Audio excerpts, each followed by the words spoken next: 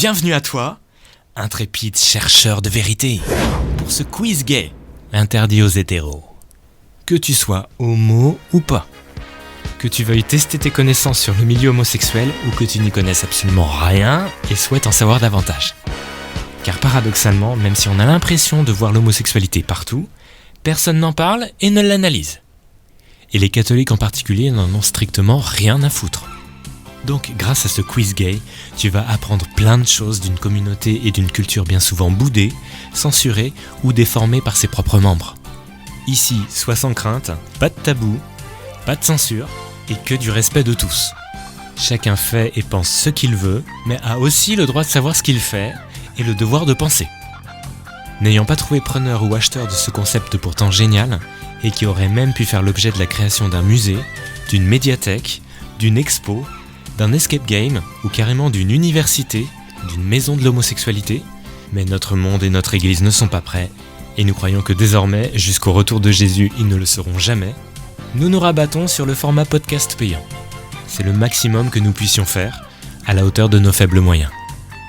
Ce jeu est une série de questions la plupart du temps à choix multiples, parfois sans, et réparties sur 6 catégories correspondant, c'est pas merveilleux, aux couleurs du drapeau arc-en-ciel. C'est bien fait quand même.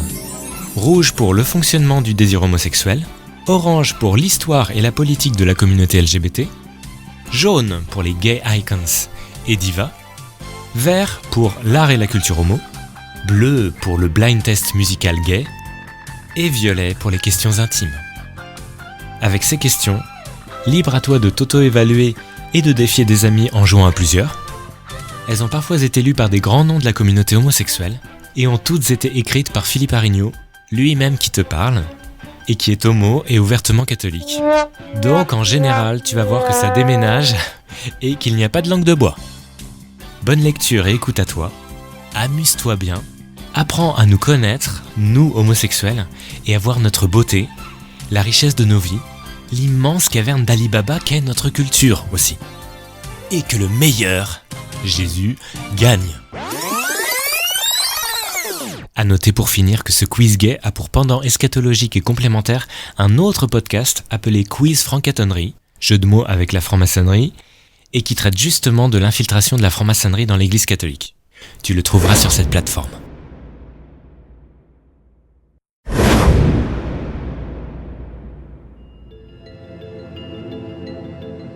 Quel nom Mylène Farmer a-t-elle donné au singe avec qui elle a vécu près de 25 ans ? 1. Ulysse. 2. E.T. 3. Caramel. 4. Suicide.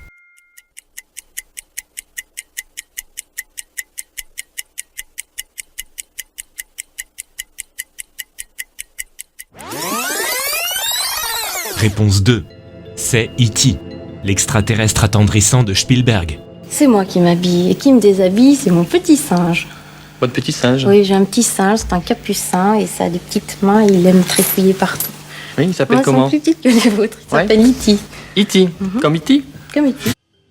En 1985, Mylène craque pour un petit singe capucin beige, une femelle, qui va partager sa vie jusqu'à sa disparition le 1er janvier 2011. Fin 1987, la chanteuse fait l'acquisition d'un second singe, mâle cette fois, Léon. Il vivra moins longtemps chez Mylène, la cohabitation avec E.T. ayant été assez compliquée. La passion de Mylène Farmer pour les singes, et pour les animaux d'une manière générale, est ancienne. Enfant, elle voulait même devenir vétérinaire. En 1986, lorsqu'on lui demandait ce qu'elle allait faire de l'argent gagné avec Libertine, elle répondait avec humour « Je m'achèterai un château et j'y mettrai des milliers de singes ». Mylène a des rêves de planète des singes, en remplacement d'une humanité qui l'a souvent blessée et qu'elle juge visiblement décevante. Elle voit clairement dans le singe un double spéculaire qui la comprend mieux que les êtres humains et qui lui reflète une grande part d'elle-même, comme elle l'exprime explicitement dans Monkey Me, chanson sortie en 2012, donc 1 an après la mort d'E.T. Selon une certaine cosmovision évolutionniste, à la fois darwinienne et spirito-transhumaniste, le singe est un peu l'humain avant l'humain, principal réceptacle d'intelligence et de divinité, et l'humain après l'humain, donc suprahumain et apocalyptique.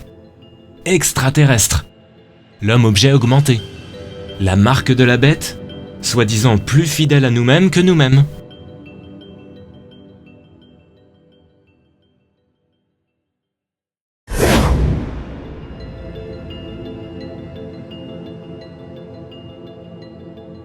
Les personnes homosexuelles développent en général une passion secrète pour la folie.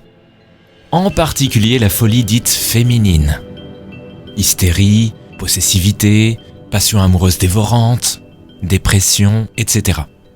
Quel sketch humoristique de Florence Foresti, particulièrement apprécié de la communauté homosexuelle, illustre le mieux cela?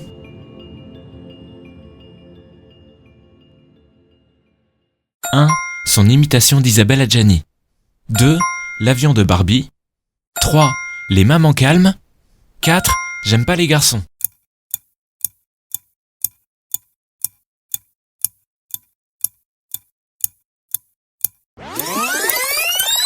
Réponse 1. Évidemment. Je ne suis pas folle, vous savez. Mon chat. Sa parodie d'Isabelle Adjani, Je ne suis pas folle, vous savez, dans l'émission On n'est pas couché, en 2015 sur France 2, a charmé toute la communauté homosexuelle.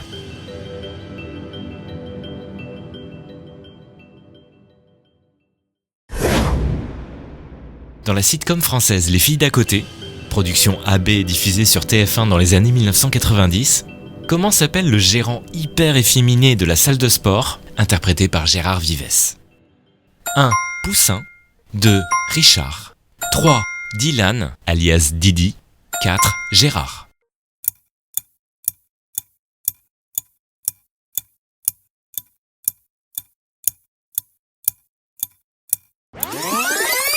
Réponse 4.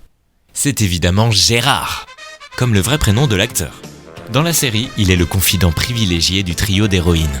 Très musclé, habillé d'un débardeur hyper moulant et d'un petit short serré, court et archi moule bite, il a fait les grandes heures des filles d'à côté.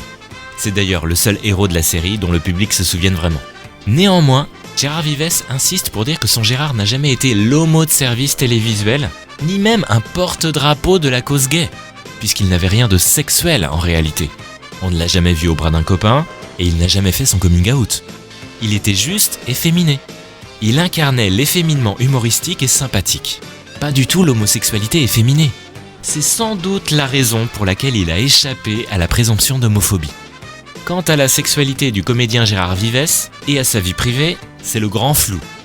Même si on lui connaît un fils, l'humoriste cultive une certaine ambiguïté et une probable correspondance biographique avec son personnage de folasse bodybuildé. Et au micro de Jordan Deluxe, il a récemment confessé qu'au casting des filles d'à côté, l'idée de camper un personnage hyper efféminé est venue de lui, et pas du tout de la production. De quoi se poser des questions.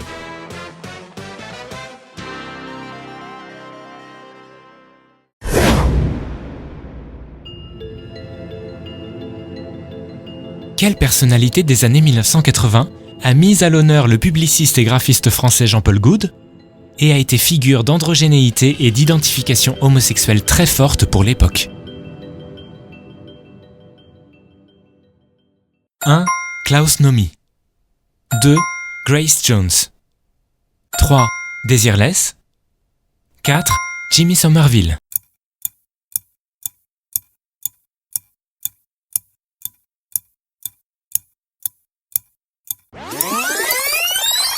Réponse 2.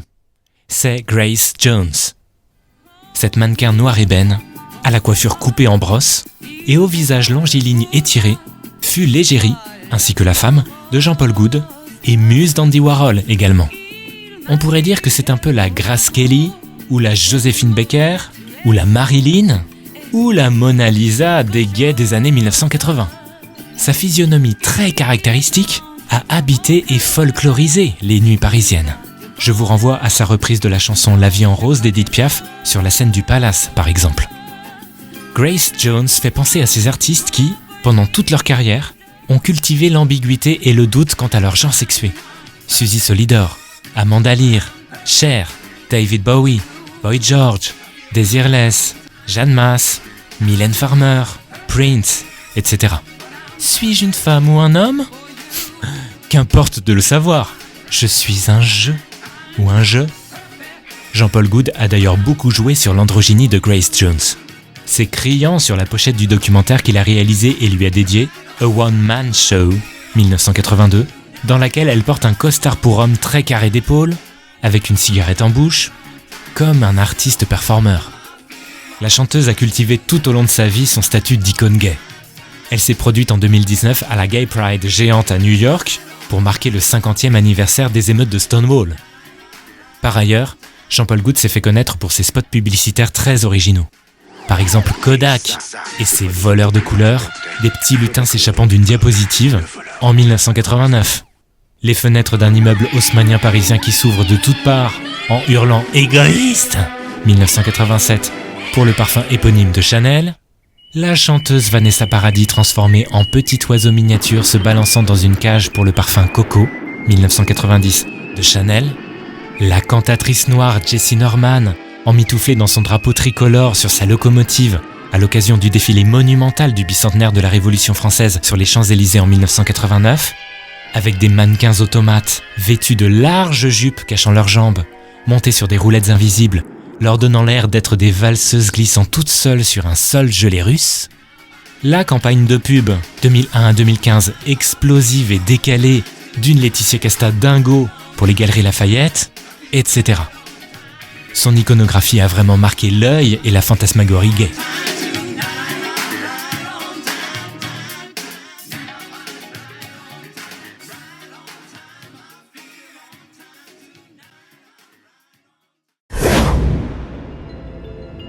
En 2006, l'humoriste Sandrine Alexis, voix féminine des Guignols de l'info sur Canal+, parodie dans son one-man show une de ses consoeurs, Muriel Robin, en lui faisant décrypter les paroles incompréhensibles d'une chanson d'une célèbre chanteuse, avec une interprétation bien personnelle. Quelle est cette chanteuse ? 1. Vanessa Paradis. 2. Barbara. 3. Véronique Sanson. 4. Axel Red.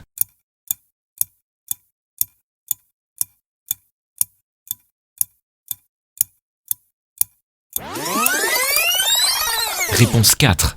Axel Red. Sandrine Alexis, dans la peau de Robin, s'attaque à la chanson « Restez femme », en livrant une version détournée des paroles de celle-ci.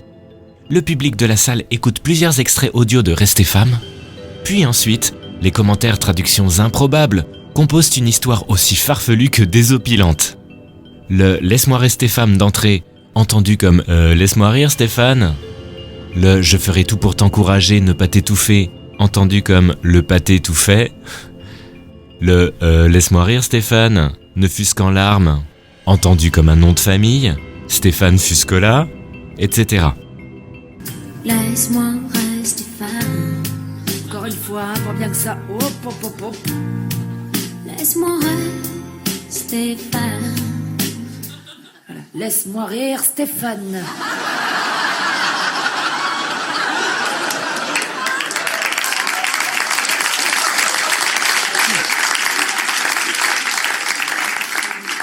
Laisse-moi rire.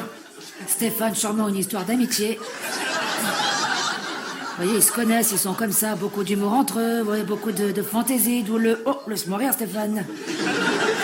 On enchaîne. Ce travail d'enquêtrice, décryptrice, qui se croit visionnaire d'un sens caché, est l'un des meilleurs sketchs de Sandrine Alexis.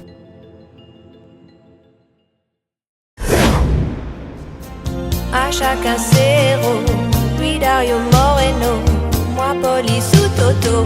Dans les titres des chansons du répertoire musical de la chanteuse française France Gall, quel est, quand il y a une proposition principale, le mode ou le temps verbal qui revient le plus ? 1. L'impératif. 2. L'imparfait. 3. L'infinitif. 4. Le présent, de vérité générale.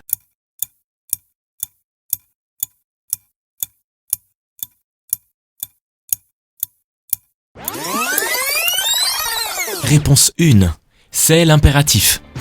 Pensons aux chansons Des branches, Résiste, Bats-toi, Attends ou va-t'en, Laisse tomber les filles, N'écoute pas les idiots, Ne dis pas aux copains, Ne sois pas si bête, Laissez passer les rêves, pense à moi, dis à ton capitaine, soyons sages, viens je t'emmène, mais aime-la, ne cherche pas à plaire, etc. etc.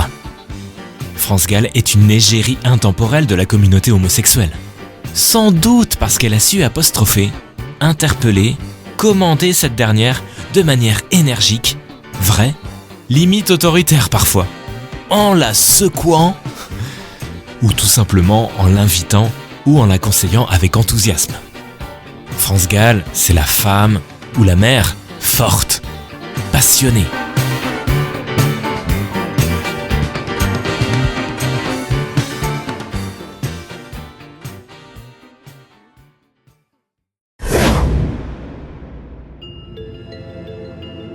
Dans les années 2000, quelle chanteuse de dance et gay icon en Russie est passée pour la française typique applaudie dans son pays parce qu'elle chante en français, alors qu'elle est italienne et totalement inconnue en France?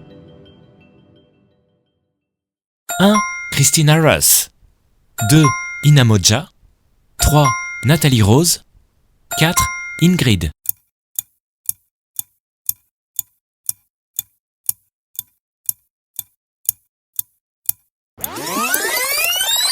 Réponse 4.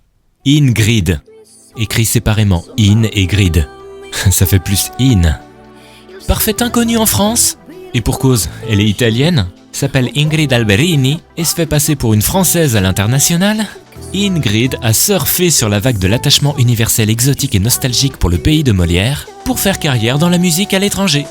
Et ça lui a bien réussi, avec un français très approximatif, qui ne fait ni vraiment natif et local, ni bidouillage italien, des mélodies intégrant l'accordéon musette franchouillard, et des phrases romantiques semblant tirées du répertoire d'Edith Piaf.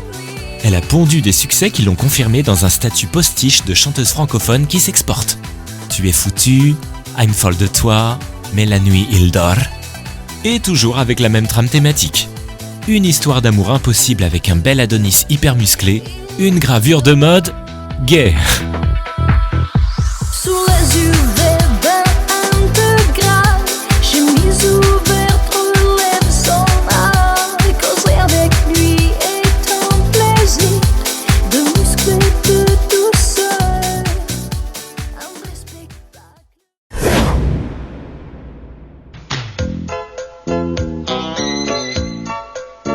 Qu'est-ce qui fait de Jeanne Azuki, l'héroïne féminine du manga Jeanne et Serge, dessin animé des années 80 retraçant l'histoire d'une jeune volleyeuse qui accède aux Jeux Olympiques de Séoul, une icône gay parfaite?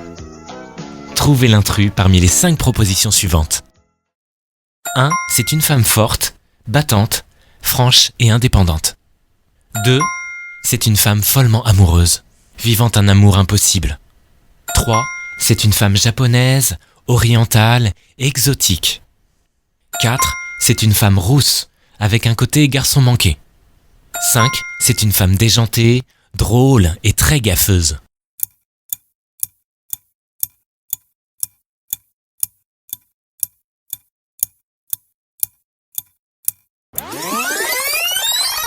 Réponse 3. Le fait que Jeanne soit japonaise et orientale n'a rien à voir avec le succès qu'elle a trouvé auprès de la communauté homo. En revanche, pour le reste, ce sont des atouts qui ont contribué à ce que le public LGBT s'identifie à la jeune volleyeuse. La communauté homosexuelle aime la féminité forte, fût-elle blessée, et originale, passionnelle, décalage entre une carrière prometteuse éblouissante et une vie amoureuse platonique, impossible, catastrophique, sexy aussi. Jeanne et Serge fut partiellement censurée pour ses scènes de nudité.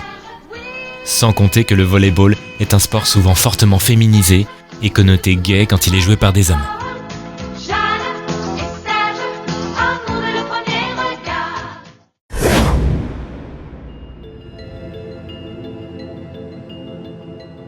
Jeanne Masse est une chanteuse qui, contrairement à Mylène Farmer, dont la popularité s'est pérennisée et a largement dépassé le public homo, a toujours été adorée secrètement des gays, grands nostalgiques des années 1980, et reste l'égérie numéro 1 non officielle de la communauté homo française. Quelle est l'unique chanson de son répertoire où elle aborde plus ou moins explicitement une passion amoureuse et charnelle homosexuelle, et plus précisément lesbienne? 1. Toute première fois. 2. L'art des femmes. 3. S'envoler jusqu'au bout. 4. Lisa.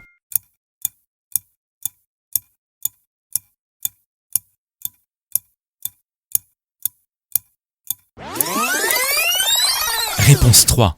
C'est S'envoler jusqu'au bout. Chanson de 1986. Voici un extrait des paroles, sans équivoque. À contre-temps, souffrir dans sa chaleur, toucher son ventre et rougir de douceur. Désir intense, nos deux corps se ressemblent, sans expérience, sans vouloir même comprendre. S'envoler jusqu'au bout, s'envoler jusqu'au bout. Et lentement, nos silences se retirent. Aveuglément, je ne veux pas qu'elle me quitte. Physiquement, ce mystère qui m'inspire, encore.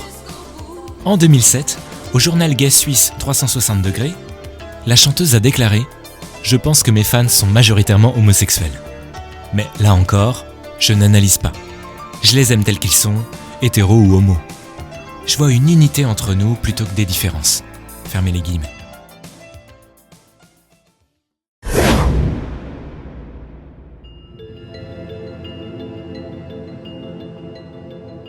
L'actrice nord-américaine rouquine Julianne Moore est préposée au rôle de lesbienne dans beaucoup de films où elle joue. Un seul fait exception parmi les suivants. Lequel ? 1. Tout va bien, The Kids Are Alright, 2010, de Lisa Cholodenko. 2. Chloe, 2009, d'Atom Egoyan. 3. A Single Man, 2009, de Tom Ford. 4. Free Love, 2015, d'Atoya Megoyan encore.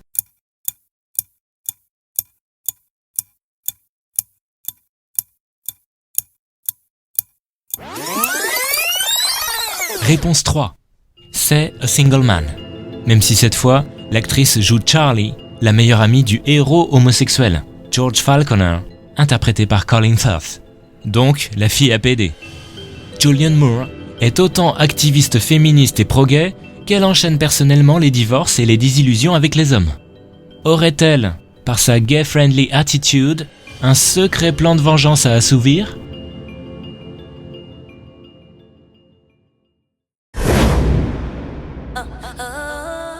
Pour qui Lady Gaga s'est-elle sérieusement prise pendant son discours historique lors de l'Europride de Rome en 2011 face à une foule homosexuelle hystérisée ?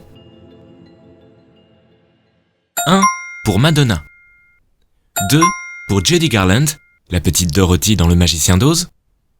3. Pour la Vierge Marie. 4. Pour Cléopâtre, reine d'Égypte.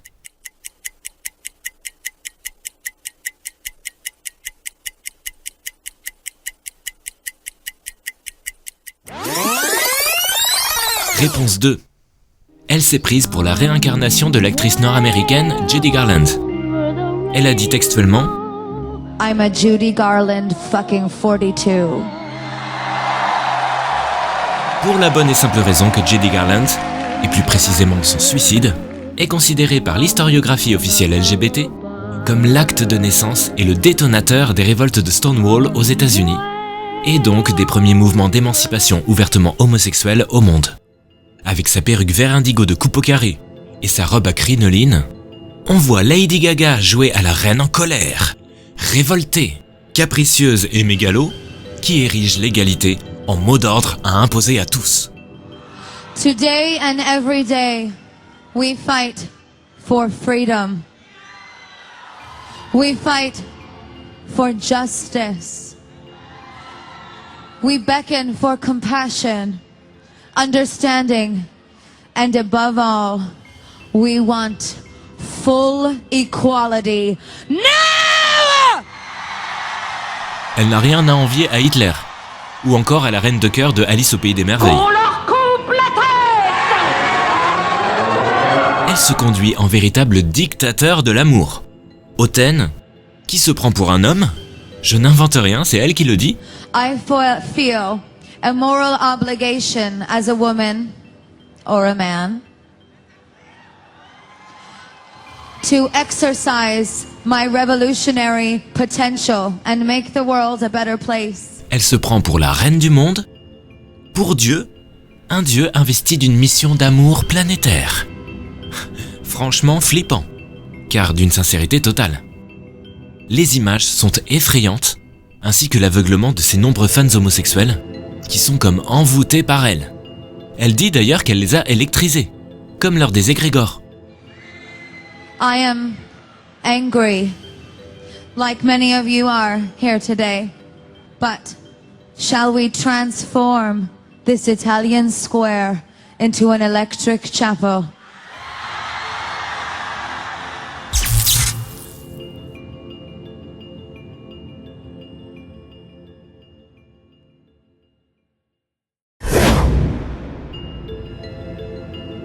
Quelle grande actrice a dit, nous citons, qu'elle a inventé le chic gay avant même qu'il y ait une communauté gay.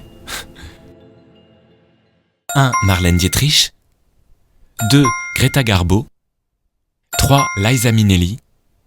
4. Lauren Bacall.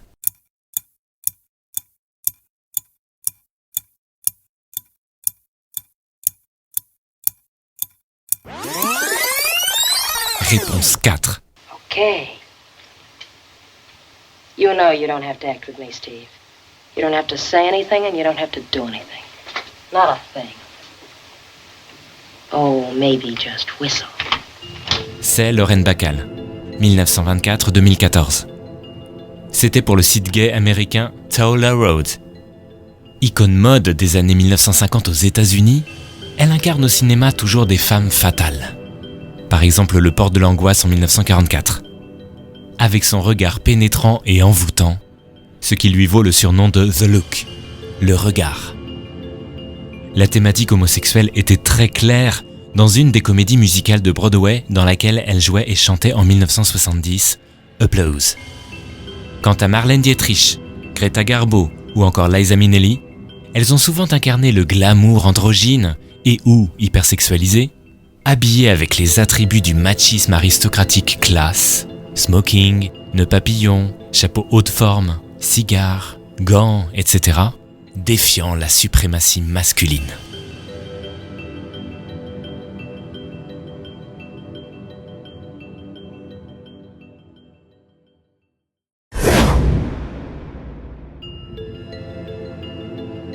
La scène de la série québécoise Le Cœur a ses raisons, diffusée entre 2005 et 2007, qui est en général plébiscitée par la communauté gay, est celle où Brenda Montgomery répond à un serveur vocal fou. Justement, à ce propos, lequel de ces mimes a fait date ? 1. Celui de la touche 4. 2. Celui de la touche dièse. 3. Celui du cadran rotatif des anciens téléphones. 4. Celui de la touche étoile.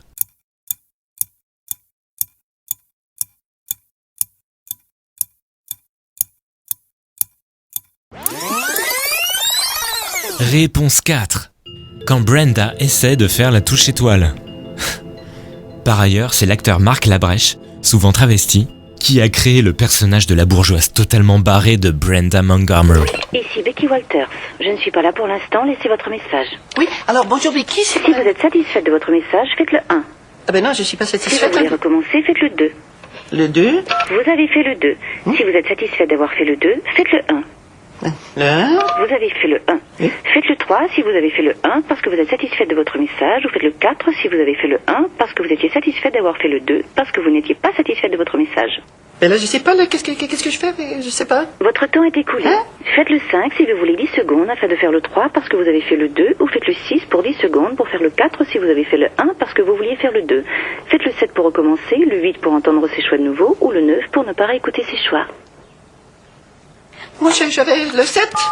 Vous avez fait le 9. Non, mais non, j'ai pas fait le 9. Dites le nom de la personne à qui vous désirez parler. Becky. Vous avez dit Ludmilla. Non. Pour choisir ce nom, faites le carré. Pour recommencer, faites l'étoile. Mais- Faites l'étoile sur le clavier. Non, ben fallait le dire ça, l'étoile là. Entrez le nom au clavier téléphonique. Becky Walters, Becky, B-E-C-K-Y, Becky. Vous avez appelé Wakete. Non. Le Wakete est un animal aquatique nocturne.